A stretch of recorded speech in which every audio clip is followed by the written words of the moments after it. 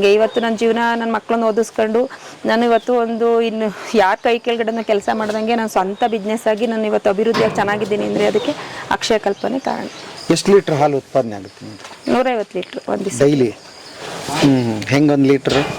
37-38. ಎಷ್ಟು ಬರುತ್ತೆ amount daily? Daily ಇವಾಗ ಒಂದು 5-6 ಸಾವಿರ 6 ಸಾವಿರ ಇವಾಗ ಬರ್ತಿದೆ. ಬರುತ್ತೆ. ಖರ್ಚು ಎಷ್ಟಾಗುತ್ತೆ ಮಾಡ? ಖರ್ಚು ಮೇವಿದ್ರೆ ಒಂದು 1/4 ಭಾಗ ಹೋದ್ರು 3/4 ಭಾಗ ಉಳಿಯುತ್ತೆ. ಹಾಂ, ಬರ್ರಿ ಬೀಗ್ರ ಊಟ ಮಾಡೋಣ. ಬಾಳ್ ಮಂದಾಗ್ಲಿ ತಗೋರಿ. ನಿಮ್ಮ ಬಾಯಾರಿಕೆಯಿಂದ ಹಂಗ ಆಗ್ಲೇವಾ ಸರ್? ಈಗ ಇದು ಯಾವ ಕತೆ ಹೇಳಿ ಸರ್? ನೋಡಿದ್ರ ಒಂದು ಕತೆನ? ಬಟ್ ನನಗೆ ನಿಜವಾದ ಅಕ್ಷಯ ಕಲ್ಪ ಕಾಣಿಸ್ತಾ ಹೋಯಿತು. ನೀವೇನಲ್ಲಿ ಹೇಳಿದ್ರಿ ಅದು ಸಂಪೂರ್ಣ ನನ್ನ ತಲೆಗೆ ಬರ್ತದೆ ಮತ್ತು ಚಿತ್ರಣ ಕಣ್ಣಿಗೆ ಕಾಣ್ತು. ಇವತ್ತು ಆಗ್ಬೇಕಾಗಿರೋದು ಇದೇ ಕೆಲಸ ಸರ್. ಇನ್ನು ಈ ಥರದ್ದು ಸಾವಿರಾರು ನಮ್ಮ ಹತ್ರ ಸ್ಟೋರಿಗಳಿದೆ. 1750 ಜನ ರೈತರುಗಳದ್ದು ಕೂಡ ಒಂದೊಂದು ಕತೆಗಳು, ಯಶೋಗಾಥೆಗಳು ನಮ್ಮಲ್ಲಿ ಸಿಗ್ತವೆ. ಒಂದಕ್ಕಿಂತ ಒಂದೊಂದು ಡಿಫ್ರೆಂಟ್ ಆಗಿರ್ತಕ್ಕಂಥ ಯಶೋಗಾಥೆಗಳು ನಿಮಗೆ ಸಿಗ್ತಾ ಹೋಗುತ್ತೆ. ಇವಾಗ ಏನು ನೀವು ಆಶಾ ಅವ್ರದ ಒಂದು ಯಶೋಗಾಥೆಯನ್ನು ನೋಡಿದ್ರಿ. ಅವರೊಂದು ಹಳೇ ಹೆಂಚಿನ ಮನೆಯಿಂದ ಯಾವ ರೀತಿ ಆರ್ಥಿಕ ಪರಿಸ್ಥಿತಿಯನ್ನು ಅಭಿವೃದ್ಧಿ ಮಾಡಿಕೊಂಡು ಒಂದು ದೊಡ್ಡ ಬಂಗ್ಲೆಗೆ ಅವರು ಹೋಗ್ತಾ ಇದ್ದಾರೆ. ಅವರಿಗೆ ಬೆನ್ನೆಲುಬಾಗಿ ನಿಂತಿರ್ತಕ್ಕಂಥದ್ದು ಅಕ್ಷಯಕಲ್ಪ ಸಂಸ್ಥೆ ಮತ್ತು ಅಕ್ಷಯಕಲ್ಪ ಅದ ಒಂದು ಏನು ಮಾದರಿ ಇದೆ ಅದು ಅವರಿಗೆ ದೊಡ್ಡ ಮಟ್ಟದಲ್ಲಿ ಸಹಕಾರವನ್ನು ಕೊಡ್ತಾ ಇದೆ. ಅದ್ರ ಪಕ್ಕದಲ್ಲೇ ಇರ್ತಕ್ಕಂಥದ್ದು ಇನ್ನೊಂದು ಯಶೋಗಾಥೆ ಇದೆ. ಅದು ಆಕೆ ವೀರ ಮಹಿಳೆ ಅಂತೆಲ್ಲ ಹೇಳಬೇಕು, ನೇತ್ರಾವತಿ ಅಂತ ಹೇಳಿ. ಸೊ ಅವ್ರ ಫಾರ್ಮಿಗೆ ನಾವು ಬಂದಿದ್ದೀವಿ ಇವಾಗ.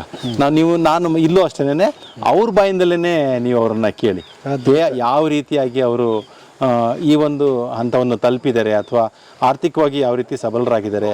ಅವರು ವೈಯಕ್ತಿಕವಾಗಿ ಎಷ್ಟು ನೊಂದಂಥ ಮಹಿಳೆ, ತನ್ನ ಜೀವನದಲ್ಲಿ ಏನೆಲ್ಲ ಕಷ್ಟಗಳನ್ನು ಎದುರಿಸಿ ಅವರು ಇವತ್ತು ಹಂತಕ್ಕೆ ತಲುಪಿದ್ದಾರೆ ಅನ್ನೋದನ್ನು ನೀವು ಎಷ್ಟು ಸಹಕಾರಿ ಆಗಿದೆ ಅಕ್ಷಯಕಲ್ಪ ಅವ್ರ ಜೀವನದಲ್ಲಿ ಅನ್ನೋದನ್ನು ಅವ್ರ ಬಂದಲೇ ಕೇಳೋಣ. ಬನ್ನಿ ಹೋಗೋಣ. ಮೇಡಮ್ ನಮಸ್ಕಾರ. ನಮಸ್ಕಾರ. ನಮಸ್ತೆ ನಮಸ್ತೆ ನಮಸ್ತೆ ನಮಸ್ತೆ. ಇವರು ನಮ್ಮ ಸ್ನೇಹಿತರು. ಹೇಳಿ, ನಿಮ್ಮ ಹೇಗೆ ಶುರು ಆಯಿತು ಯಶೋಗಾಥೆ? ಎಲ್ಲಿಂದ ಸರ್? ಅಂದರೆ ನಾನು ಫಸ್ಟು 7 ವರ್ಷದಿಂದ ಹಿಂದೆ ಒಂದು ಸಿಂಪಲ್ ಆಗಿ ಮನೇಲಿ ಮಾಮೂಲಿ ಸಂಸಾರ ಮನೆ ಅಂತೆಲ್ಲ ಇದ್ದೋಳು. ಅಂದರೆ ನನಗೆ ಹಸುಗಳ ಮೇಲೆ ಫಸ್ಟ್ ಇಂಟ್ರೆಸ್ಟ್ ಇತ್ತು. ಹಸುಗಳು ಮಾಡಬೇಕು, ಇದು ಮಾಡಬೇಕು ಅನ್ನೋ ಇಂಟ್ರೆಸ್ಟ್ ಇತ್ತು. ನನ್ನ ಲೈಫಲ್ಲಿ ನಮ್ಮ ಮನೆಯವರು ಡೆತ್ ಆಗೋದ್ರು. ಅವಾಗ ಡೆತ್ ಆದಾಗ 2 ಮಕ್ಕಳಿದ್ದವು ಸಣ್ಣ ಸಣ್ಣವರು. ಆವಾಗ ನಾನು ಏನಾದ್ರು ಮಾಡಬೇಕು ಅಂದರೆ ನಾನು ಏನಾದ್ರು ಒಂದು ಸಾಧನೆ ಮಾಡಬೇಕು ನನ್ನ ಜೀವನದಲ್ಲಿ. ಇನ್ನೊಬ್ರು ಹೊರಗಡೆ ಹೋದರೆ ಕೈ ಕೆಳಗಡೆ 10-15 ಸಾವಿರ ರೂಪಾಯಿ ಕೈ ಕೆಳಗಡೆ ಬೆಳಗ್ಗೆ ಸಂಜೆ ಗಂಟೆ ಕೆಲಸ ಮಾಡೋ ಬದಲು ನಾನು ಸ್ವಂತ ಓನಾಗಿ ಏನಾರು ಮಾಡಬೇಕು ಅನ್ನೋದು ನನ್ನ ಮನಸ್ಸಿಗೆ ಬಂತು. ಆವಾಗ ನನಗೆ ಹಿಡ್ದಿದ್ದೆ ಇದು ಹಸುಗಳ ಮೇಲೆ ಇಂಟ್ರೆಸ್ಟ್ ಇತ್ತು. ಆಮೇಲೆ ಅಕ್ಷಯ ಕಲ್ಪದ್ರ ಬಗ್ಗೆ ಎಲ್ಲ ಹೋಗಿ ಹೊರಗಡೆ ಎಲ್ಲ ಹೋಗಿ ವಿಚಾರಿಸ್ಕೊಂಡೆ. ಆ ಸಂಸ್ಥೆ ನನಗೆ ಇಷ್ಟ ಆಯಿತು. ಎಲ್ಲದರಲ್ಲೂ ನಾನು ಮಾಡ್ಬೋದು ಅಂದರೆ ಯಾರು ಗಂಡಸರು ಸಪೋರ್ಟ್ ಇಲ್ದಲೇ ಕೆಲಸ ಈಸಿಯಾಗಿ ಮಾಡ್ಬೋದು ಅಂದರೆ ಅದು ಅಕ್ಷಯ ಸಂಸ್ಥೆ, ಅಕ್ಷಯ ಡೈರಿ ಕಂಪ್ನಿ ಡೈರಿ ಮಾತ್ರ ಅಂತ ನನಗೆ ಅರ್ಥ ಆಯಿತು. ಅದರಿಂದ ನಾನು ಅದಕ್ಕೆ ಇದಾದೆ ಸರ್, ಸೇರಿಕೊಂಡೆ. ಪರವಾಗಿಲ್ಲ, ನನಗೆ ಇವತ್ತು ನನ್ನ ಜೀವನ ನನ್ನ ಮಕ್ಕಳನ್ನ ಓದಿಸ್ಕೊಂಡು ನಾನು ಇವತ್ತು ಒಂದು ಇನ್ನು ಯಾರ ಕೈ ಕೆಳಗಡೆ ಕೆಲಸ ಮಾಡ್ದಂಗೆ ನಾನು ಸ್ವಂತ ಬಿಸ್ನೆಸ್ ಆಗಿ ನಾನು ಇವತ್ತು ಅಭಿವೃದ್ಧಿಯಾಗಿ ಚೆನ್ನಾಗಿದ್ದೀನಿ ಅಂದರೆ ಅದಕ್ಕೆ ಅಕ್ಷಯ ಕಲ್ಪನೆ ಕಾರಣ. ಮೂಲ ಯಾವ ಊರಮ್ಮ ನಿಮ್ದು? ನಮ್ಮದು ಶ್ರವಣಬೆಳಗೊಳ ಹತ್ರ ಜತ್ತೇನಹಳ್ಳಿ. ಏನು ಓದಿದ್ದೀರಿ? 10th. ಅಪ್ಪ ಅಮ್ಮ? ಅಪ್ಪ ಇಲ್ಲ, ಅಮ್ಮ ಇದ್ದಾರೆ, ಎಷ್ಟು ಜನ? ತಂಗಿ ಇದ್ದಾರೆ. ಇನ್ನ ಅಣ್ಣ ತಮ್ಮ ಯಾರು ಇಲ್ಲ. ನನಗೆ ಯಾರು ಸಪೋರ್ಟು ಸಾಕೊಂಡಿಲ್ಲ. ಅವಾಗ ಯಾರು ಸಪೋರ್ಟ್ ಇಲ್ಲ, ನನ್ನ ಮಕ್ಕಳೇ ನನಗೆ ಸಪೋರ್ಟ್. ಏನಾಗಿತ್ತು ಯಜಮಾನ್ರಿಗೆ? ಅವರು ಎಳ್ನೀರು ವ್ಯಾಪಾರ ಮಾಡ್ತಾ ಇದ್ರು. ಮರದ ಮೇಲಿಂದ ಬಿದ್ದು ಇದಾಗಿತ್ತು. ಎಳ್ನೀರು ವ್ಯಾಪಾರದಿಂದ ನಿಮ್ಮ ಜೀವನ ಸಾಕ್ತಾ ಇತ್ತು? ಚೆನ್ನಾಗಿದ್ದು, ಅಭಿವೃದ್ಧಿಯಾಗೆಲ್ಲ ಚೆನ್ನಾಗಿದ್ದು. ಆಮೇಲೆ ಒಂದು ಸ್ವಲ್ಪ ಅತ್ತೆ ಮಾವನು ಕೈ ಬಿಟ್ರು ನಮ್ಮನ್ನ ಅವರು ಇದಾದಾಗ. ನಾನು ಒಬ್ಬಂಟಿಗೆ ಆಗಿ ಮಕ್ಕಳನ್ನ ಸಪೋರ್ಟ್ ತಗೊಂಡು ನಾನು ಏನಾದ್ರು ಮಾಡಲೇಬೇಕು, ನಮ್ಮಂಥ ಹೆಣ್ಮಕ್ಳಿಗೆ ನಾನು 4 ಜನಕ್ಕೆ ಮಾದರಿ ಆಗಲೇಬೇಕು ಅನ್ನೋ ಕಾರಣಕ್ಕೆ ನನಗೆ ಹಸುಗಳ ಮೇಲೆ ಇಂಟ್ರೆಸ್ಟ್ ಇತ್ತು. ಆಮೇಲೆ ಅಕ್ಷಯ ಕಲ್ಪ ಡೈರಿ ನನಗೆ ಇಷ್ಟ ಆಯಿತು. ಅಂದರೆ ಕೆಲಸದ ಎಲ್ಲ ಈಸಿ, ಒಂದು ಕಟ್ಟಂಗಿಲ್ಲ, ಇದು ಮಾಡೋಂಗಿಲ್ಲ, ಈಸಿ ಕೆಲಸ, ರಿಸ್ಕ್ ಇಲ್ಲ, ಏನಿಲ್ಲ. ಎಲ್ಲ ಇದರಲ್ಲೂ ನಮಗೆ ಅಭಿವೃದ್ಧಿ ಜೀವನ ತಂದುಕೊಟ್ಟಿದೆ ನನಗೆ ಅಕ್ಷಯ ಕಲ್ಪ. ಯಜಮಾನ್ರು ಹೋದಾಗ ಮಕ್ಕಳು ಎಷ್ಟು ವರ್ಷದವ್ರು? ಮಕ್ಕಳು ಸರ್, ಮಗಳು 6 ವರ್ಷ, ಮಗ 3 ವರ್ಷ. ಈಗ ಎಷ್ಟು ವರ್ಷ ಆಯಿತು ಮಾಡಿದ್ರೆ? ಮಗನಿಗೆ ಇವಾಗ 14 ವರ್ಷ, ಮಗಳಿಗೆ 17 ವರ್ಷ. ಎಷ್ಟು ಹಸುವಿಂದ ಶುರು ಮಾಡಿದ್ರಿ? ಫಸ್ಟ್ ಎಲ್ಲ ಕೊಂಡ್ಕೊಂಡಿದ್ದೆ ಅಷ್ಟೇ. 2 ಹಸು ಮನೇಲಿ ಇದ್ದಿದ್ದು. 2 ಹಸು ಮನೇಲಿತ್ತು. ಇನ್ನೊಂದು 3 ಹಸು ಕೊಂಡ್ಕೊಂಡೆ. 17-18 ಹಸು ಇತ್ತು. ಬಟ್ ಮಕ್ಕಳು ಎಜುಕೇಷನ್ಗೋಸ್ಕರ ಮತ್ತೆ ಮಾರಾಕ್ಬಿಟ್ಟು ಮತ್ತೆ ತಗೋತಾ ಇದ್ದೀನಿ. ಮತ್ತೆ ಬೇಕು, ಮತ್ತೆ ಇಂಪ್ರೂವ್ ಮಾಡಬೇಕು ಅಂದ್ಬಿಟ್ಟು ತಗೋತಾ ಇದ್ದೀನಿ. ಹೌದಾ? ಹೌದು. ಎಷ್ಟು ಮಾರಿದ್ರಿ? ಆವಾಗ ಸುಮಾರು ಒಂದು 7-8 ಹಸು ಮಾರಿದೆ. ಅಂದರೆ ಒಂದು ಸ್ವಲ್ಪ ಪ್ರಾಪರ್ಟಿ ತಗೋಬೇಕಿತ್ತು, ತಗೊಂಡೆ, ಅದಕ್ಕೆ ಮಾರಿದೆ. ಪ್ರಾಪರ್ಟಿ ತಗೊಂಡಿದ್ದೀವಿ. ಎಲ್ಲಿ ತಗೊಂಡ್ರಿ? ಚನ್ನರಾಯಪಟ್ಟಣದಲ್ಲಿ. ಸೈಟ್ ಖರೀದಿ ಮಾಡಿ. ಓಹೋ, ಚನ್ನರಾಯಪಟ್ಟಣದಲ್ಲಿ ಒಂದು ಸೈಟ್ ಮಾಡಿದಿರಿ. ಹೌದು, ಮಕ್ಕಳಿಗೆ ಓದಿಸಿದಿರಿ. ಮಕ್ಕಳನ್ನು ಓದಿಸ್ತಾ ಇದ್ದೀನಿ, ಒಳ್ಳೆ ಕಾಲೇಜಲ್ಲಿ ಓದಿಸ್ತಾ ಇದ್ದೀನಿ. ಇವನು ಇಂಗ್ಲಿಷ್ ಮೀಡಿಯಮಲ್ಲಿ, ಇವನು ಹೋಗ್ಬಿಟ್ಟು ಕ್ಲಾಸ್ಗೆ ಹೋಗ್ತಾರೆ, 1 ಅವರ್ ಕೆಲಸ ಮಾಡ್ತಾರೆ, ಸಪೋರ್ಟ್ ಕೊಡ್ತಾರೆ, ಮತ್ತೆ ಓದ್ಕೋತಾರೆ. ಎಜುಕೇಶನ್ ಮುಂದುವರಿಸ್ತಾ ಇದ್ದೀನಿ.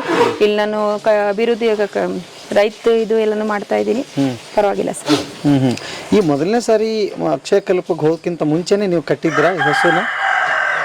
ಇಲ್ಲ ಕಟ್ಟಿದ್ದೆ, ಮನೇಲಿ ಕಟ್ಟಿದ್ದೆ ಸಿಂಪಲ್ ಆಗಿ. ಅಂದ್ರೆ 1-2 ಹಸು ಇತ್ತು ಅಷ್ಟೇ. 2 ಹಸು ಇತ್ತು, ಹಾಲು ಹಾಕ್ತಿದ್ರಿ, ಎಲ್ಲ ನಡೀತಾ ಇತ್ತು. ಅಕ್ಷಯ ಕಲ್ಪಕ್ಕೆ ಹೋಗ್ಬೇಕಂತ ಯಾಕೆ ಅನಿಸ್ತು ನಿಮ್ಗೆ? ಯಾಕೆ ಅನಿಸ್ತು ಅಂದ್ರೆ, ಬಟ್ ನಾನು ಹೇಳಿದ್ನಲ್ಲ, ಫಸ್ಟ್ ನನಗೆ ಇಷ್ಟ ಆಗಿದ್ದೆ ಅಲ್ಲಿ ಕಟ್ಟಂಗಿಲ್ಲ, ಆಮೇಲೆ ಫ್ರೀಯಾಗಿ ಬಿಡ್ಬೋದು. ಅಂದ್ರೆ ಒಳ್ಳೆ ಪರವಾಗಿಲ್ಲ, ಎಲ್ಲಾದ್ರಲ್ಲೂ ಒಳ್ಳೆ ಪರಿಶುದ್ಧವಾಗಿ ಹಾಲು ಎಲ್ಲ ಇದು ಒಳ್ಳೆ ನಾವು ಕೊಟ್ಟಂಗೆ ತಕ್ಕನಾಗ ಅವರು ರೈಟ್ ಹಾಕೊಡ್ತವ್ರೆ. ಆಮೇಲೆ ಕೆಲಸ ಈಸಿ, ಅದು ಪರವಾಗಿಲ್ಲ, ಎಲ್ಲಾದ್ರಲ್ಲೂ ಅನುಕೂಲ ಆಯ್ತು. ಬಟ್ ಸುಮಾರು ನಾವು ಕೇಳ್ತಾ ಇರ್ತೀವಿ ಯಾವಾಗಲೂ, ಹಸು ಸಾಕಾಣಿಕೆ ಖರ್ಚೇನೆ ಜಾಸ್ತಿ ಬರುತ್ತೆ. ಆಮೇಲೆ ಹಾಲು 12 ತಿಂಗಳು ಇರೋದಿಲ್ಲ ಅಲ್ಲಿ. ಇಲ್ಲ ಅಂದ್ರೂ ಕೂಡ ಹಸುಗಳನ್ನ ಸಾಕ್ಬೇಕಾಗ್ತದೆ, ರೋಗ ರುಜಿನ ಬರ್ತದೆ, ಆಮೇಲೆ ಸಿಕ್ಕಾಪಟ್ಟಿ ಕೆಲಸ ಇರ್ತದೆ. ಈ ಥರದ್ದೆಲ್ಲ ಕೇಳ್ಪಡ್ತೀವಿ. ನಾವು ಕೇಳಿದೀವಿ, ಎಷ್ಟೋ ಜನ ವಾಪಸ್ಸು ಹೋಗಿದ್ದಾರೆ ಹೈನುಗಾರಿಕೆ ಬೇಡ ಅಂತ. ನಿಮಗೂ ಕೂಡ ಮಾಡೋ ಮುಂದೆ ಅಂತ ಉದಾಹರಣೆಗಳು ಇದ್ದೇ ಇರುತ್ತೆ. ಆದ್ರೂ ಕೂಡ ಧೈರ್ಯ ಮಾಡಿದ್ರಿ ಹೇಗೆ ಸರ್? ಅದು ಬೇಡಕ್ಕೆ ಬೇಡ ಅಂತ ಹೋಗಿರೋರು, ಅದು ಲೇಬರ್ ಇಟ್ಕೊಂಡಿರ್ತಾರೆ, ಅದು ಇಲ್ಲ ಕೆತ್ತಲು ಭಾವಗಳದು, ಇಲ್ಲ ಹಾಳು ಮಾಡೋದು, ಇದು ಮಾಡೋದು, ಅವ್ರ ಕೈಲಿ ಬೇರೆ ಅದೊಂದನೇ ಮಾಡಲ್ಲ, ಬೇರೆ ಅದಕ್ಕೆ ತೆಗೆದು ಇನ್ವೆಸ್ಟ್ ಮಾಡ್ತಾ ಇರ್ತಾರೆ, ಲಾಸ್ ಮಾಡ್ಕೊತಾರೆ, ಹೋಗ್ತಾರೆ. ಬಟ್ ಏನಪ್ಪಾ ಅಂದ್ರೆ ಸೈಲೇಜ್ ಮೇವು, ಅಕ್ಷಯ ಕಲ್ಪಕ್ಕೆ ಡೈರಿ ಸೇರ್ಕೊಂಡ್ಮೇಲೆ ನಂಗೆ ಸೈಲೇಜ್ ಅಂತ ಗೊತ್ತಾಗಿದ್ದು. ಸೈಲೇಜ್ ಮಾಡೋದ್ರಿಂದ ಮೇವು ಉಳಿತಾಯ ಆಗುತ್ತೆ. ನಾವು ಕೊಂಡ್ಕೊಂಡ್ ಮಾಡಿದ್ರು ಕಮ್ಮಿ ಅಂದ್ರು ನಮ್ 1/4 ಭಾಗ ಉಳಿಸ್ಬೋದು. ಇಲ್ಲ ಮೇವಿದ್ರೆ 1/2-3 ಭಾಗ ಖಂಡಿತವಾಗೂ ಉಳಿಸ್ಬೋದು. ಖರ್ಚೆಲ್ಲ ಕಳ್ಕೊಂಡು ಆರಾಮಾಗಿ ಜೀವನ ಮಾಡ್ಬೋದು. ಒಬ್ರು ಏನು ಹೊರಗಡೆ ಏನು ಇದು ಮಾಡ್ತಾರೆ ಅದಕ್ಕಿಂತ ಹೆಚ್ಚಾಗಿ ನಾವು ಇಲ್ಲೇ ಇದು ಮಾಡ್ಬೋದು ಸರ್. ಏನು ನಿಮ್ಮ ಜಮೀನು ಇದೆಯಾ? ಜಮೀನಿದೆ, ಬಟ್ ಅತ್ತೆ ಮಾವ ನಮಗೇನು ಕೊಟ್ಟಿಲ್ಲ, ಬರೀ ಒಂದು ಸ್ವಲ್ಪ ಕೊಟ್ಟಿದ್ದಾರೆ. ಮತ್ತೆ ನೀವು ಹೇಗೆ ಇದಕ್ಕೆ ಮೇವು ಗೀವು ಬೇಕಲ್ಲ, ಹೇಗೆ ಮಾಡ್ತೀವಿ? ಅಂದ್ರೆ ಒಂದು ಸ್ವಲ್ಪ ನಮ್ಮ ಅಪ್ಪನ ಮನೇಲಿ ಒಂದು ಸ್ವಲ್ಪ ಬೆಳ್ಕೊಳ್ತೀವಿ, 1 ಎಕರೆ ಜಮೀನಿದೆ. ಅಂದ್ರೆ ಅಲ್ಲೊಂದು ಸ್ವಲ್ಪ ಕಡ್ಡಿ ಬೆಳಿತೀವಿ, ಕೊಂಡ್ಕೊಂಡೇ ಮಾಡ್ಕೊಂಡು ಹೋಗ್ತಾ ಇರೋದು. ಎಷ್ಟು ಲೀಟರ್ ಹಾಲು ಉತ್ಪಾದನೆ ಆಗುತ್ತೆ? 150 ಲೀಟ್ರ್ ಒಂದು ದಿವಸ ಡೈಲಿ. ಹೆಂಗೆ 1 ಲೀಟ್ರ್? 37-38. ಎಷ್ಟು ಬರುತ್ತೆ ಅಮೌಂಟ್ ಡೈಲಿ?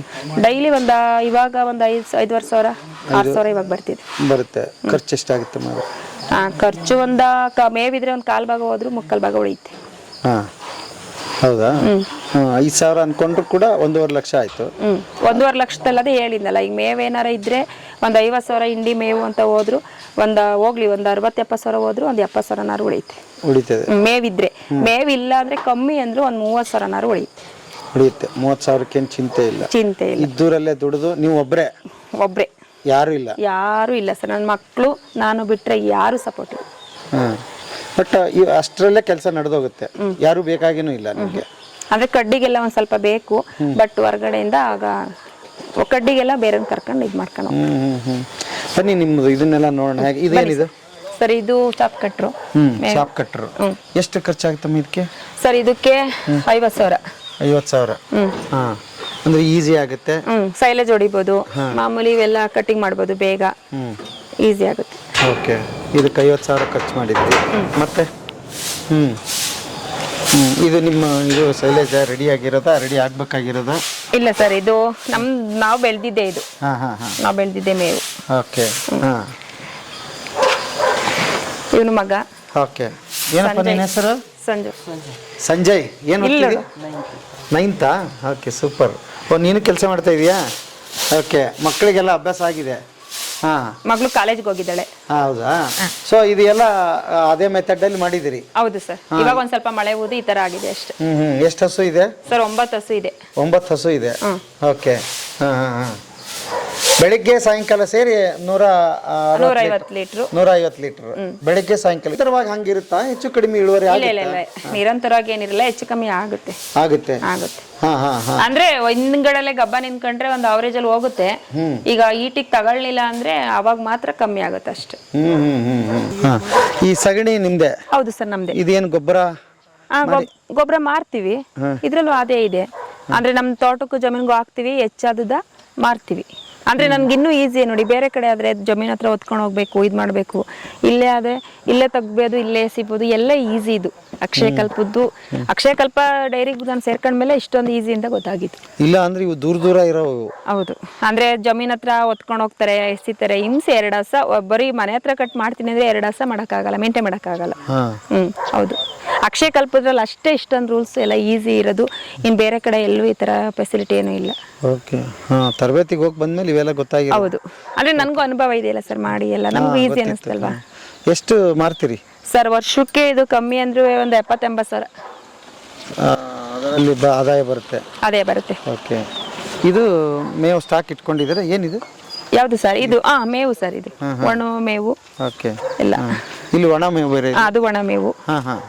ಇದು ಏನಮ್ಮ ಸರ್? ಇದು ಸೈಲೇಜ್ ಮೇವು. ಓಕೆ. ಓ, ಇಲ್ಲಿ ಈ ತರ ರಸಮೇವು. ಹೌದು. ಓಕೆ. ನಾನು ಹೇಳಿದ್ನಲ್ಲ ಅವಾಗ್ಲೇ, ಇದು ಮಾಡಿದ್ರ ಮೇಲೆ ನಮ್ಗೆ ಯಾವ ಗಂಡಸರ ಅವಶ್ಯಕತೆ ಏನಿಲ್ಲ. ನಾವ್ ಆರಾಮಾಗಿ ಒಂದ್ಸಲ ಲೇಬರ್ ಮಾಡ್ಕೊಂಡು ಈ ಗುಂಡಿ ತುಂಬಿಸಿ ಎಲ್ಲ ಮಾಡ್ಕೊಂಡ್ರೆ ನಮ್ಗೆ ಇದು ಈಸಿ ಆಗುತ್ತೆ. ನಮ್ಗೆ 1 ತಿಂಗಳು 1.5 ತಿಂಗಳು ಬರೀ ಮೇವ್ ಹಾಕೊಂಡು ಹಾಲು ಕರ್ಕೊಂಡು ಇರ್ಬೋದು. ಯಾವ ಗಂಡಸರ ಸಪೋರ್ಟ್ ಏನ್ ಬೇಕಾಗಲ್ಲ.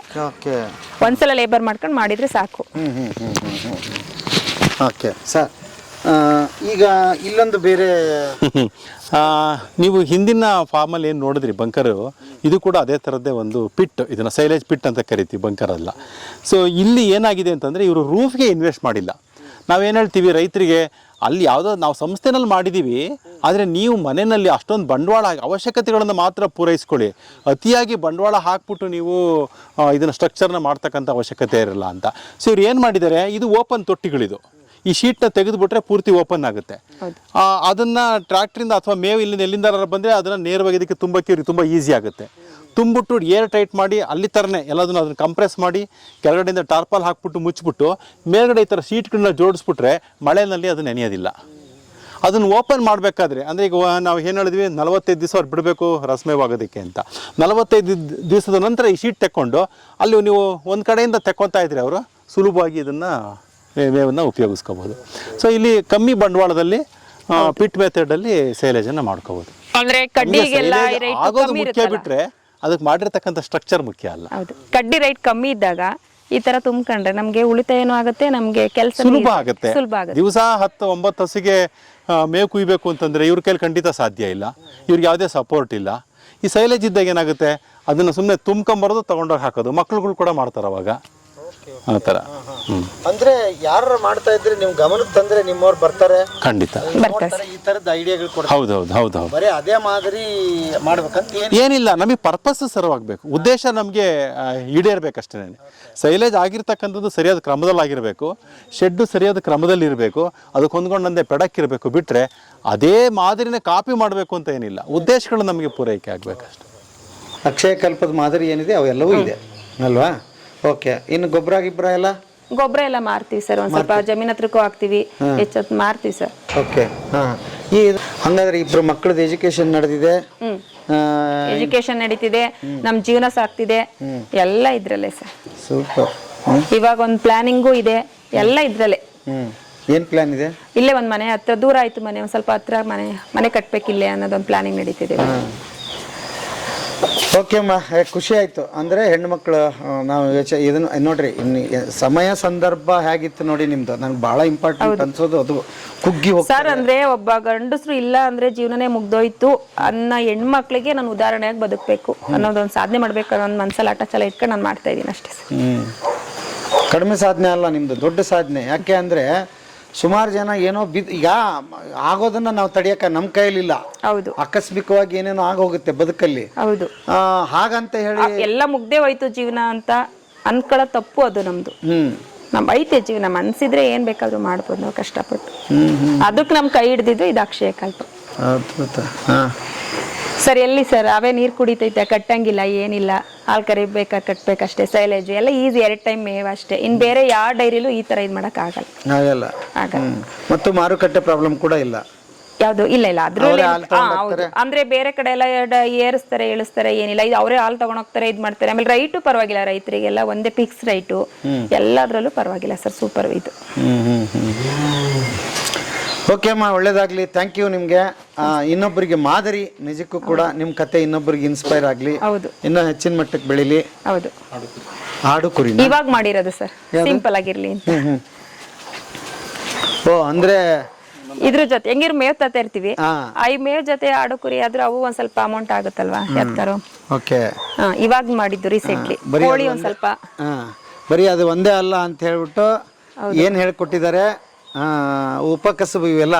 ಹೌದು, ಅಂದ್ರೆ ಅದೇ ಟೈಮಲ್ಲಿ ಇವು ಕೂಡ ಆಗುವಂತವು. ಹೌದು. ಇವಕ್ಕೆ ಸಪರೇಟ್ ಆಗಿ ಟೈಮ್ ಮಾಡಂಗಿಲ್ಲ. ಹಿಂಗ್ ಮೇವ್ ತರ್ತೀವಿ, ಅದೇ ಒಂದ್ ಸ್ವಲ್ಪ ಮೇವು ಹಿಂಡಿ ಹಾಕಿದ್ರೆ ಅವೇ ಬೆಳ್ಕಲ್ಲ. ಇದ್ರ ಉತ್ಪನ್ನ ಹೇಗಿದೆ ನಿಮ್ಗೆ ಸರ್? ಇವಾಗ ರೀಸೆಂಟ್ಲಿ ಮಾಡಿದೀನಿ, ನೋಡ್ಬೇಕು ಒಂದ್ ಸ್ವಲ್ಪ. ಎಲ್ಲಿಂದ ತಂದ್ರಿ ಇವನ್ನ? ಇವೆಲ್ಲ ಸಂತೆ.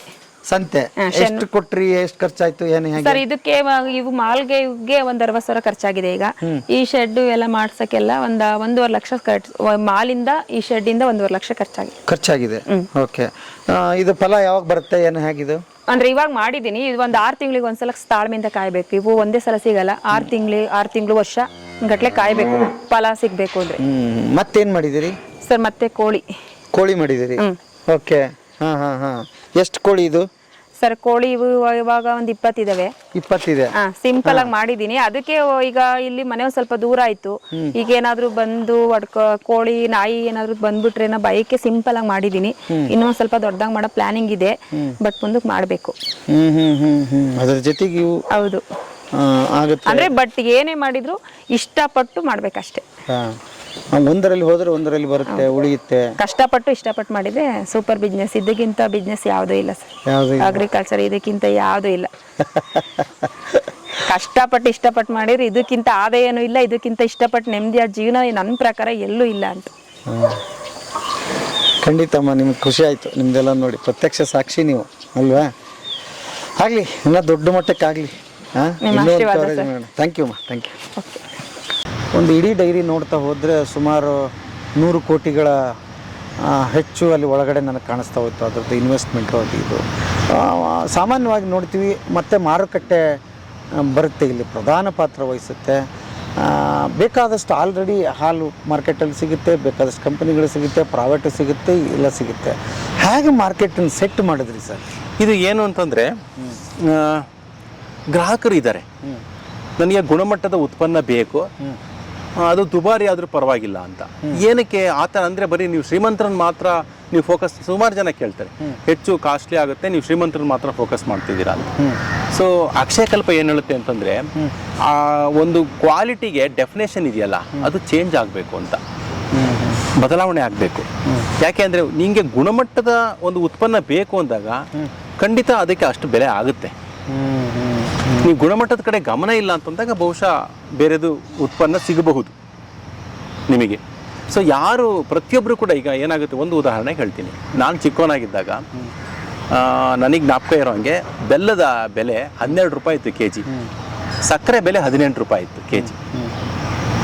ನಮ್ಮನೇಲಿ ಬೆಲ್ಲದ ಕಾಫಿ ಮಾಡಿದ್ರೆ ಇವ್ರು ಬಡವರು ಅಂತಿದ್ರು, ಸಕ್ಕರೆ ಕಾಫಿ ಉಪಯೋಗಿಸೋದನ್ನ ಶ್ರೀಮಂತರು ಅಂತ. ಮುಜುಗರನೇ ಆಗ್ಬಿಡೋದು. ಹೌದು, ಬೆಲ್ಲದ ಕಾಫಿ ಮಾಡ್ತಾರವ್ರ ಮನೇಲಿ ಅಂದರೆ ಬಡವರು ಅಂತ ಅರ್ಥ, ಆಯಿತಾ? ಆದರೆ ಅದು ಡೆಫಿನೇಷನ್ ಚೇಂಜ್ ಆಯಿತು. ಕ್ವಾಲಿಟಿಗೆ ಯಾವಾಗ ಒಂದು ಎಲ್ಲರಿಗೂ ಗಮನ ಬಂತು, ಅಥವಾ ಅದಕ್ಕೊಂದು ಬೆಲೆ ಬಂತು, ಗೌರವ ಬಂತು, ಅವಾಗೇನಾಯಿತು ಅಂದರೆ ಬೆಲ್ಲದ ರೇಟ್ ಇವತ್ತು 100 ರೂಪಾಯಿ ದಾಟ್ತಾ ಇದೆ, ಸಕ್ಕರೆ ರೇಟ್ ಇನ್ನೂ 35-40 ರೂಪಾಯಿನಲ್ಲಿದೆ. ಇವತ್ತು ಯಾರು ಸಕ್ಕರೆ ಉಪಯೋಗಿಸ್ತಾರೆ ಅವರನ್ನು ಕೀಳ ಕಾಣ್ತಕ್ಕಂಥ ಒಂದು ಸನ್ನಿವೇಶ ಬಂದಿದೆ ಇವಾಗ. ಅರ್ಥ ಆಗ್ತಾ ಇದೆ ಅಲ್ವಾ? ಸೊ ಈ ಥರ ಇವಾಗ ಎಣ್ಣೆನೂ ಅಷ್ಟೇನೆ 150 ರೂಪಾಯಿಗೆ ಒಳ್ಳೆ ಎಣ್ಣೆ ಕೊಡೋದಕ್ಕೆ ಸಾಧ್ಯ ಇಲ್ಲ ಅಂತ ಜನಗಳಿಗೆ ಗೊತ್ತಾಯಿತು. ಅಲ್ಲಿ ಡೆಫಿನೇಷನ್ ಚೇಂಜ್ ಆಯಿತು. ಬ್ರ್ಯಾಂಡ್ ಅಲ್ಲ ಮುಖ್ಯ ಅಲ್ವಾ, ಆ ಕ್ವಾಲಿಟಿ ಇಂಪಾರ್ಟೆಂಟು. ಆ ಕ್ವಾಲಿಟಿಗೆ ನಿಜವಾಗ್ಲೂ ಇಷ್ಟು ಬೆಲೆ ಇದೆ ಅಂತ ಅರಿವು ಗ್ರಾಹಕನಿಗೆ ಬರಬೇಕು. ಸಾವಯವದಲ್ಲಿ ಬೆಳೆದಂಥ ಉತ್ಪನ್ನಕ್ಕೆ ಖಂಡಿತ ಇಷ್ಟು ಖರ್ಚಾಗುತ್ತೆ, ಇಷ್ಟು ಅದಕ್ಕೆ ಬೆಲೆ ಇದೆ ಅನ್ನೋ ಅರಿವು ಬರಬೇಕು. ಮತ್ತೆ ಅದೇ ಪ್ರಶ್ನೆ, ಆ ಅರಿವು ಮೂಡಿಸೋದಕ್ಕೆ ಏನು ಮಾಡಿದ್ರಿ? ಯಾಕಂದ್ರೆ ಆಲ್ರೆಡಿ ಅಡಿಕ್ಟ್ ಆಗ್ಬಿಟ್ಟಿದ್ದೀನಿ ನಾನು. ಅದಕ್ಕೆ ನಾವು ನಮ್ಮ ಒಂದು ಸಣ್ಣ ಪ್ರಯತ್ನ, ಇದನ್ನ ಇಲ್ಲಿ ಅಕ್ಷಯಕಲ್ಪದಿಂದ ಪ್ರಾರಂಭ ಮಾಡಿರೋದು, ಗ್ರಾಹಕರನ್ನ ಆಹ್ವಾನಿಸೋದು. ಪ್ರತಿ ದಿವಸ, ಪ್ರತಿ ವಾರ, ಪ್ರತಿ ದಿವಸ ನಮ್ಮಲ್ಲಿಗೆ ಗ್ರಾಹಕರು ಬರ್ತಾರೆ, ಇಲ್ಲಿ ಉಳಿತಾರೆ, ಇಲ್ಲಿ ನೋಡ್ತಾರೆ, ಅವ್ರಿಗೆ ಒಂದು ಅರಿವನ್ನು ಮೂಡಿಸ್ತೀವಿ, ಯಾವ್ಯಾವ ರೀತಿ ಮಾಡ್ತಾ ಇದ್ದೀವಿ ಅಂತಂದ್ಬಿಟ್ಟು ಅಂತ. ಆವಾಗ ಅವ್ರಿಗೆ ಎಷ್ಟು ಸುಮಾರು ಜನಕ್ಕೆ ಅರ್ಥ ಆಗುತ್ತೆ, ಹೌದು ನಾವು ಉಪಯೋಗಿಸ್ತಾ ಇರ್ತಕ್ಕಂಥ ಆಹಾರ ಎಲ್ಲಿಂದ ಬರ್ತಾ ಇದೆ ಅಂತ ಗೊತ್ತಿಲ್ಲ, ಎಲ್ಲಿಂದ ಬರ್ತಾ ಇದೆ ಅಂತ ಗೊತ್ತಾದರೆ ಮಾತ್ರ ಅದು ಗುಣಮಟ್ಟ ಚೆನ್ನಾಗಿದೆ, ನಾವು ಖಾತ್ರಿ ಪಡಿಸ್ಕೋಬೋದು ಅಂತ ಗೊತ್ತಾಗುತ್ತೆ. ಸೊ ಈ ಥರದಲ್ಲಿ ಇದರಲ್ಲಿ ಸಂಸ್ಥೆನಲ್ಲಿ ಇನ್ನೊಂದೇನಪ್ಪ ಅಂದರೆ, ಪ್ರತಿಯೊಬ್ಬ ರೈತನು ಸಂಸ್ಥೆಯೊಂದಿಗೆ ಹೇಗೆ ನೇರವಾದ ಸಂಪರ್ಕವನ್ನು ಇಟ್ಕೊಂಡಿರ್ತಾನೋ ಪ್ರತಿಯೊಬ್ಬ ಗ್ರಾಹಕನು ಕೂಡ ಸಂಸ್ಥೆಯೊಂದಿಗೆ ನೇರವಾದ ಸಂಪರ್ಕ ಇರುತ್ತೆ. ಅಲ್ಲಿ ಯಾರೇ ರೀತಿ ಮಧ್ಯವರ್ತಿಗಳಿಲ್ಲ. ಈ ಹಾಲನ್ನು ಸಂಗ್ರಹಣೆ ಮಾಡ್ತೀವಿ, ಯಾರಿಗೋ ಒಬ್ರಿಗೆ ಏಜೆನ್ಸಿ ಕೊಟ್ಬಿಟ್ಟು ಎಲ್ಲರ ಹಾಲು ಕಲೆಕ್ಟ್ ಮಾಡಿಕೊಡಪ್ಪ ಅನ್ನೋತಕ್ಕಂಥ ವ್ಯವಸ್ಥೆ ನಮ್ಮಲ್ಲಿಲ್ಲ. ಹಾಲನ್ನು ಡಿಸ್ಟ್ರಿಬ್ಯೂಟ್ ಮಾಡ್ತೀವಿ, ಒಬ್ಬನಿಗೆ ಡಿಸ್ಟ್ರಿಬ್ಯೂಷನ್ ನೀನು ಕೊಟ್ಬಿಟ್ಟು ನೀನು ಎಲ್ಲರಿಗೂ ಇದನ್ನು ಹಂಚ್ಕೊಳ್ಳಪ್ಪ, ನೀನು ಕಮಿಷನ್ ನೀನು ತಗೋ ಅನ್ನೋತಕ್ಕಂಥ ವ್ಯವಸ್ಥೆ ಇಲ್ಲ. ನಮ್ಮದು ಆ್ಯಪ್ ಇದೆ, ಪ್ಲೇಸ್ಟೋರ್ಗೆ ಹೋಗ್ಬಿಟ್ಟು ಅಕ್ಷಯಕಲ್ಪ ಆ್ಯಪನ್ನ ನೀವು ಡೌನ್ಲೋಡ್ ಮಾಡಿಕೊಂಡ್ರೆ ನೇರವಾಗಿ ನೀವು ಸಂಸ್ಥೆಗೆ ದುಡ್ಡು ಹಾಕ್ತೀರಾ, ನೇರವಾಗಿ ನಿಮ್ಮ ಮನೆ ಬಾಗಿಲಿಗೆ ಸಂಸ್ಥೆಯ ಒಬ್ಬ ಉದ್ಯೋಗಿ ಬಂದ್ಬಿಟ್ಟು ನಿಮಗೆ ಉತ್ಪನ್ನವನ್ನು ಡೆಲಿವರಿ ಕೊಡ್ತಾನೆ. ಈಗ ಬೇರೆ ಕಡೆ ಬೆಳಿಗ್ಗೆ ಆದ್ರೆ ಹಾಲು ಸಿಗುತ್ತಲ್ಲ, ಹಂಗೆ ನಿಮ್ದು ಸಿಗುತ್ತಾ? ಖಂಡಿತ ಬೆಳಗ್ಗೆ ನಿಮ್ಮ ಮನೆ ಬಾಗಿಲಿಗೆ ತಂದು ಕೊಡ್ತೀವಿ. ಅಲ್ಲ, ಇದು ಎಲ್ಲಾರ ರೋಡಲ್ಲಿ ಹೋದ್ರೆ ಅದು ಎಲ್ಲ ಕಡೆ ಸಿಗೋದಿಲ್ಲ. ಯಾಕೆ ಅಂತಂದ್ರೆ ಕೋಲ್ಡ್ ಚೈನ್ ತುಂಬಾ ಇಂಪಾರ್ಟೆಂಟ್. ಅದರಲ್ಲೂ ಪ್ಯಾಸ್ಚರೈಸ್ ಆಗಿಲ್ಲದೆ ಇರತಕ್ಕಂಥ ಹಾಲನ್ನು ಕೋಲ್ಡ್ ಚೈನಲ್ಲಿ ಇಡ್ತಕ್ಕಂಥದ್ದು ಬಹಳ ಮುಖ್ಯ ಆಗುತ್ತೆ. ಅವರೆಲ್ಲೋ ಟೇಬಲ್ ಮೇಲೆ ಬಿಸಾಕ್ಬಿಟ್ಟು ನೀವು 2 ಗಂಟೆ ನಂತರ ಹೋಗ್ಬಿಟ್ಟು ಹಾಲು ತೊಗೊಂಬಂದ್ಬಿಟ್ಟು ಹೊಡೆದ್ಬಿಟ್ಟು ಅಕ್ಷಯಕಲ್ಪ ಹಾಲು ಚೆನ್ನಾಗಿಲ್ಲ ಅಂತ ಹೇಳ್ಬಿಡ್ಬೋದು ನೀವು. ಅದಕ್ಕೆ ನಾವೇನು ಮಾಡ್ತೀವಿ ಅಂದರೆ ನೇರವಾಗಿ ಗ್ರಾಹಕರಿಗೆ ತಲುಪಿಸ್ತಕ್ಕಂಥ ವ್ಯವಸ್ಥೆಯನ್ನು ಯಾವತ್ತೋ ಒಂದು ದಿವಸ ನನಗೆ ಏನೋ ಪ್ರಾಡಕ್ಟ್ ಬಂದಾಗ ನಿಮಗೆ ಆ್ಯಪಲ್ಲಿ ತರಿಸೋದು ಅದು ಬೇರೆ ವ್ಯವಸ್ಥೆ. ಹೌದು. ಈಗ ಒಂದು ಸಲ ಕಮಿಟ್ ಆಗ್ಬೇಕು ನಾನು ನಿಮ್ಮ ಹತ್ರ, ಪ್ರತಿ ತಿಂಗಳು ಪ್ರತಿ ವರ್ಷ ನನಗೆ ಹಾಲು ಬೇಕು, ಎಲ್ಲ ಪ್ರತಿ ದಿವಸ ಬೇಕು. ಹೌದು, ಬೇಕು. ಆಪಲ್ಲಿ ಎಲ್ಲ ಥರದಲ್ಲೂ ಕೂಡ ಇದೆ. ನೀವು ಪ್ರತಿ ದಿವಸ ನಿನ್ಗೆ ಏನೇನು ಐಟಮ್ಗಳು ಬೇಕು ಅಂತ ನೀವು ಸಬ್ಸ್ಕ್ರೈಬ್ ಮಾಡ್ಬೋದು, ಅದು ಬರ್ತಾ ಇರುತ್ತೆ. ಅಥವಾ ನೀವು ಊರಲ್ಲಿ ಇರಲ್ಲ 2 ದಿವಸ ಅಂದರೆ ಪಾಸ್ ಮಾಡ್ಬೋದು ಅದನ್ನು. ಓಕೆ, ನಾನು ಇವತ್ತು ಇರೋದಿಲ್ಲ ಅಂತಂದರೆ ಅದನ್ನು ಸ್ಟಾಪ್ ಮಾಡ್ಬೋದು. ಅವತ್ತಿನ ದಿವಸ ನಿಮಗೆ ಹಾಲು ಬರೋದಿಲ್ಲ, ಅದು ಮೊದಲೇ ಮಾಡಿರ್ಬೇಕು ಅವರು. ಅದರಲ್ಲಿ ಅವತ್ತಿನ ದಿವಸನೇ ಮಾಡ್ಕೋಬೋದು ನೀವು. ಓಕೆ. ಇಲ್ಲ ಬೇರೆ ಯಾವುದೋ ನಿಮಗೆ ತಿಂಗಳಿಗೆ 1 ದಿವಸ ಮಾತ್ರ ಯಾವುದೋ ಒಂದು ಐಟಮ್ ಪನ್ನೀರೋ ಚೀಸೋ ಬೇಕಾಗುತ್ತೆ, ಅವತ್ತು ಮಾತ್ರ ನೀವು ಬುಕ್ ಮಾಡೋದು, ಒಂದು ಆರ್ಡರ್ ಮಾತ್ರ ಮಾಡ್ಬೋದು. ಈ ಥರದ್ದೆಲ್ಲ ಆ್ಯಪ್ನಲ್ಲಿ. ಎಷ್ಟು ವ್ಯಾಪ್ತಿಯಲ್ಲಿ ಹೊಂದಿದೆ ಇದು? ಹಾಗಾದ್ರೆ ಇದು ನಾವಿವಾಗ ಬೆಂಗಳೂರ ಪ್ರತಿಯೊಂದು ಮೂಲೆಯಲ್ಲಿ, ಚೆನ್ನೈ ಮತ್ತು ಹೈದರಾಬಾದು, ಈ ದೊಡ್ಡ ಸಿಟಿಗಳಲ್ಲಿ ನಮ್ಮ ಸೇವೆ ಇದೆ. ನಮ್ಮ ಉತ್ಪನ್ನಗಳು ಎಲ್ಲ ಕಡೆಯೂ ಸಿಗುತ್ತೆ. ಜೊತೆಗೆ ತುಮಕೂರು ಮತ್ತು ತಿಪ್ಟೂರು ಮತ್ತು ಮೈಸೂರಿನಲ್ಲೂ ಕೂಡ ನಮ್ಮ ಸೇವೆ ಇದೆ ಇವಾಗ. ಈಗ ಆಲ್ರೆಡಿ ರೈತರ ಬಗ್ಗೆ ಎಲ್ಲ ಮಾಹಿತಿಗಳನ್ನ ತಿಳ್ಕೊಂಡಿದ್ದೀವಿ. ಆದರೂ ಇದೊಂದು ಪ್ರಶ್ನೆ, ಅದು ಸಡನ್ನಾಗಿ ಅವ್ರ ತಲೆಯಲ್ಲಿ ಬರಬಾರ್ದು ಅಂತ. ಸರ್ಕಾರದ ಇದನ್ನು ತೊಗೊಂಡ್ರೆ ನಾನು ಹೆಸರು ಹೇಳಕ್ಕೆ ಹೋಗಲ್ಲ, ಅಲ್ಲಿ ಬೇರೆ ಬೆನಿಫಿಟ್ಸ್ ಇದೆ. ಅವರಿಗೆ ಸಬ್ಸಿಡಿ ಸಿಗುವಂಥದ್ದು, ಗೊಬ್ಬರ ಸಿಗುವಂಥದ್ದು, ಸರ್ಕಾರದ ಲೋನ್ ಸಿಗುವಂಥದ್ದು, ಅಥವಾ ಅದರ ಮೇಲೆ ಬೆನಿಫಿಟ್ ಕೊಡುವಂಥದ್ದು ಎಲ್ಲ ಇದೆ. ಸೊ ಆ ಕಡೆ ಆಕರ್ಷಣೆಯಾಗಿ ಹೋಗ್ಬಿಡ್ತಾನ ರೈತ, ಅಥವಾ ನೀವು ಹೇಗೆ ಅದನ್ನು ಮನವೊಲಿಸ್ತೀರಿ ಅಂತ? ಸರಿಯಾಗಿ ರೈತನಲ್ಲಿ ಅರ್ಥ ಮಾಡಿಕೊಂಡ್ರೆ ಖಂಡಿತ ಇದು ನಮ್ಗೆ ಬಲವಂತ ಏನಿಲ್ಲ. ಈಗ ನಾವು ತರಬೇತಿ ಕೊಡ್ತೀವಿ, ತರಬೇತಿ ತೊಗೊಂಡವರೆಲ್ಲ ನಮಗೆ ಅವರು ಇದು ಮಾಡಬೇಕು ಅಂತಲೂ ಏನಿಲ್ಲ. ಸುಮಾರು ಜನ ರೈತರು ಅವ್ರು ಇಷ್ಟ ಬಂದಂತೆ ಅವ್ರು ಮಾರಾಟ ಮಾಡ್ಕೋಬೋದು. ಅವ್ರ ಬದಲಾವಣೆ ಆಗೋದು ನಮಗೆ ಮುಖ್ಯ ಅಷ್ಟೇ. ಬಟ್ ನಮ್ಮಲ್ಲಿ ಯಾವುದೇ ರೀತಿಯಾದ ಸಬ್ಸಿಡಿ ಇಲ್ಲ. ನಾವು ಸೇವೆಗಳನ್ನು ಕೊಡ್ತೀವಿ, ಅವರಿಗೆ ಸಪೋರ್ಟ್ ಮಾಡ್ತೀವಿ. ಎಲ್ಲ ಥರದಲ್ಲೂ ಕೂಡ ತಾಂತ್ರಿಕವಾಗಿ ಮತ್ತು ವೈಯಕ್ತಿಕವಾಗಿ ಕೂಡ ನಾವು ಅವ್ರಿಗೆ ಸಪೋರ್ಟ್ ಮಾಡ್ತೀವಿ. ನಮ್ಮ ಉದ್ದೇಶ ಏನಪ್ಪ ಅಂದರೆ ರೈತ ಎಲ್ಲೂ ಸಬ್ಸಿಡಿ ಬೇಕು ಅಂತ ಕೈ ಚಾಚಬಾರ್ದು. ಸ್ವಾವಲಂಬಿಯಾಗಿ ಅವನು ಉದ್ಯಮವನ್ನು ಮಾಡಬೇಕು, ಸ್ವಾವಲಂಬಿಯಾಗಿ ಬದುಕಬೇಕು. ಅವನಿಗೆ ಅದರ ಅವಶ್ಯಕತೆ ಇದೆ ಅಂತಂದರೆ ಹೋಗಲಿ, ನಮ್ಗೆ ಅಭ್ಯಂತರ ಏನಿಲ್ಲ. ಬಟ್ ಅವನು ಅಟ್ಲೀಸ್ಟ್ ಮಾಡ್ತಾ ಇರ್ತಕ್ಕಂಥ ರೀತಿ ರಿವಾಜುಗಳಲ್ಲಿ ಒಂದಿಷ್ಟು ಬದಲಾವಣೆ ಮಾಡಿಕೊಳ್ಳಿ. ಯಾಕೆ ಅಂತಂದರೆ ಕೊನೆಯದಾಗ ಒಂದು ಮಾತು ಹೇಳ್ತೀನಿ, ನಾವೆಲ್ಲ ವಿಚಾರದಲ್ಲೂ ಕೂಡ ಅಪ್ಡೇಟ್ ಆಗಿದ್ದೀವಿ. ನಾವು ಹಾಕೊಳ್ಳೋ ಬಟ್ಟೆ ಅಪ್ಡೇಟ್ ಆಗಿದ್ದೀವಿ, ಉಪಯೋಗಿಸೋ ಮೊಬೈಲಲ್ಲಿ ಅಪ್ಡೇಟ್ ಆಗಿದ್ದೀವಿ, ಓಡಾಡೋ ವಾಹನದಲ್ಲಿ ಅಪ್ಡೇಟ್ ಆಗಿದ್ದೀವಿ. ಹೌದಾ? ಹೊಸ ಗಾಡಿಗಳು ಬರ್ತವೆ, ಹೊಸ ತೊಗೊತಾ ಇದ್ದೀವಿ. ಮನೆ ಕಟ್ಟೋ ವಿಚಾರದಲ್ಲಿ ಅಪ್ಡೇಟ್ ಆಗಿದ್ದೀವಿ. ಆದರೆ ಕೃಷಿನಲ್ಲಿ ಯಾವುದೇ ಅಪ್ಡೇಟ್ಸ್ ಆಗಿಲ್ಲ ನಮ್ಮಲ್ಲಿ. ನಮ್ಮ ತಾತನ ಕಾಲದಲ್ಲಿ ಹೆಂಗೆ ನಾವು ಕೊಟ್ಟಿಗೆಯನ್ನು ಕಟ್ತಿದ್ವೋ ಇವತ್ತಿಗೂ ಅದೇ ಥರ ಕೊಟ್ಟಿಗೆ ಕಟ್ಟಬೇಕು ಅಂದರೆ ಅದೇ ಥರ ಕೊಟ್ಟಿಗೆಯನ್ನು ಕಟ್ಟೋದಕ್ಕೆ ನಾವು ಇದು ಮಾಡ್ತಾಯಿದ್ವಿ. ಅವುಗಳನ್ನು ಹಗ್ಗ ಹಾಕಿ ಕಟ್ತಾಯಿದ್ರು, ನಾವು ಇವತ್ತು ಅದೇ ಥರನೇ ಮಾಡ್ತಾಯಿದ್ವಿ. ಕೈಲಿ ಇಟ್ಕೊಂಡು ಬಕೆಟ್ ಇಟ್ಕೊಂಡು ಕರಿತಾಯಿದ್ರು, ಇವತ್ತು ನಾವು ಅದೇ ಥರನೇ ಮಾಡ್ತಾಯಿದ್ದೀವಿ. ಯಾವುದೇ ಅಪ್ಡೇಟ್ಸು ತಾಂತ್ರಿಕತೆಯನ್ನು ಅಳವಡಿಸ್ಕೊಳ್ತಕ್ಕಂಥದ್ದಾಗಲಿ, ಅದಕ್ಕೆ ಬೇಕೋ ಬೇಡೋ ವೈಜ್ಞಾನಿಕವಾಗಿ ಅದನ್ನು ಸಾಕಾಣಿಕೆ ಮಾಡ್ಕೊಳ್ತಕ್ಕಂಥದ್ದಾಗಲಿ ಯಾವುದೇ ಅಪ್ಡೇಟ್ಸ್ ಇಲ್ಲ. ಅದು ಅಪ್ಡೇಟ್ ಆಗಲಿ ಅನ್ನೋದೇ ನಮ್ಮ ಅಭಿಲಾಷೆ ಅಷ್ಟೇ, ಅಕ್ಷಯಕಲ್ಪದ ಅಭಿಲಾಷೆ. ಖಂಡಿತ ನೀವು ಬೇಕಾದಷ್ಟು ಅವಕಾಶಗಳು ಬೇರೆದವ್ರಿಗೆ ಇದೆ. ಇದು ನೀವು ಹೇಳಿದ್ರಿ ಈಗ ಇನ್ನೂ ವಿಸ್ತಾರ ಆಗಬೇಕಾಗಿದೆ ಅಂತ. ಸರ್ಕಾರಿ ಸಂಸ್ಥೆಗಳು ಇಂಥದ್ರ ಸಂಸ್ಥೆ ಕಡೆ ಗಮನ ಕೊಟ್ಟು ಹೇಗೆ ನಡೆಸ್ತಾ ಇದ್ದಾರೆ, ನಾವೇನಾದರೂ ಈ ಥರದ್ದು ಅಳವಡಿಸ್ಕೋಬೇಕು ಅನ್ನೋದು ಪ್ರಜ್ಞೆ ಯಾಕೆ ಬರ್ತಾ ಇಲ್ಲ? ಇಲ್ಲ, ಅದು ನನಗೆ ಅನ್ನೋದಕ್ಕೆ ಉತ್ತರ ಕೊಡೋವಂಥ ಇದರಲ್ಲಿ ಇಲ್ಲ. ಬಟ್ ಸುಮಾರು ಜನ ಅಧಿಕಾರಿಗಳು ಬರ್ತಾರೆ, ನೋಡ್ತಾರೆ, ಅವ್ರು ಅಪ್ರಿಷಿಯೇಟ್ ಮಾಡಿ. ಬಹುಶಃ ಯಾವತ್ತೋ ಒಂದು ದಿವಸ ಅದನ್ನು ಇಂಪ್ಲಿಮೆಂಟ್ ಮಾಡ್ಬೋದು, ನಮಗೆ ಗೊತ್ತಿಲ್ಲ. ಮಾಡಿದ್ರೆ ತುಂಬ ಸಂತೋಷ. ಸುಮಾರು ಜನ ಸರ್ಕಾರಿ ಅಧಿಕಾರಿಗಳು ಬರ್ತಾರೆ, ನೋಡ್ತಾರೆ ಇದನ್ನೆಲ್ಲ ವ್ಯವಸ್ಥೆಯನ್ನು, ಆಶ್ಚರ್ಯಪಟ್ಟುಕೊಂಡು ನಮ್ಮನ್ನು ಬೆಂತಟ್ಟಿ ಹೋಗ್ತಾರೆ. ಆ ಥರದ್ದು ಅಪ್ರಿಷಿಯೇಷನ್ಸು ಆಗಿದೆ, ಅದು ಅರ್ಥ ಆಗಿದೆ, ಸುಮಾರು ಜನಕ್ಕೆ ಗೊತ್ತಿದೆ ಈ ವಿಷಯದಲ್ಲಿ. ಬಹುಶಃ ಯಾವತ್ತೋ ಒಂದು ದಿವಸ ಅದು ಇಂಪ್ಲಿಮೆಂಟ್ ಆಗ್ಬೋದು, ಆದರೆ ಸಂತೋಷ. ನಾವು ಒಂದು ವಿಡಿಯೋದಲ್ಲಿ ಹೇಳಿದ್ವಲ್ಲ ರೈತರಿಗೆ ಮಾರ್ಕೆಟ್ನ ಯಾವ ರೀತಿ ಕಲ್ಪಿಸ್ತೀವಿ ಅಂತ. ಇದು ನೋಡಿ, ಇದೊಂದು ತಿಪ್ಟೂರಿನಲ್ಲಿ ಪ್ರತಿ ಬುಧವಾರ ನಮ್ಮ ಅಕ್ಷಯಕಲ್ಪ ಗ್ರಾಮಸಿರಿ ಅಂತ ಒಂದು ಮಳಿಗೆ ಇದೆ. ಇಲ್ಲಿ ಎಲ್ಲ ಸಾವಯವ ಉತ್ಪನ್ನಗಳು ಮತ್ತು ಅಕ್ಷಯಕಲ್ಪ ಉತ್ಪನ್ನಗಳು ಕೂಡ ಇಲ್ಲಿ ದೊರೆಯುತ್ತೆ.